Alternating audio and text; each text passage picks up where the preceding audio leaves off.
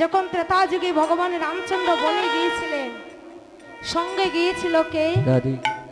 গিয়েছিল লক্ষ্মণ। আর ওই লক্ষ্মণ কেঁদে কেঁদে বলেছিল, দাদা আমি তোমার মতো বোনের ভাই যদি হারিয়ে ফেলি, আমার এই রাজ্য সুখে আমি কখনো সুখী হতে পারি। তখন কে গিয়েছিল? সঙ্গে গিয়েছিল সীতা দেবী, আর সাথে গিয়েছিল ভাই লক্ষ্মণ। কিন্তু বাবা এই জগতের আর এই এমন ভাই কজন আছে যে ভাইয়ের কষ্টে নিজে কষ্ট পাবে?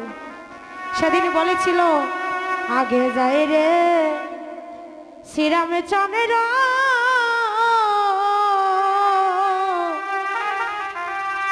দেখো মধ্যে সীতা যায়, ওরে পেছনে থেকে লক্ষ্মণ মায়া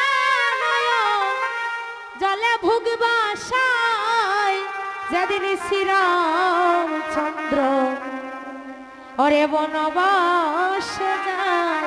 বাবা শুধু লক্ষ্মণই কি ভগবানকে ভালোবেসেছিল? ভরতে ভালোবেসেছিল।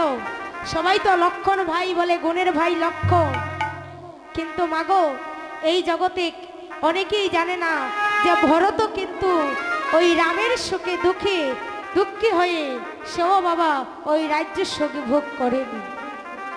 সে নিজের দাদা রামচন্দ্রের পাদুকা নিজের মস্তকে দিয়ে সারা নগরে নগরে ঘুরে বেড়াতো, আর ওই সন্ধ্যাবেলায় রামচন্দ্রের পাদুকা পূজা করতো। বাবা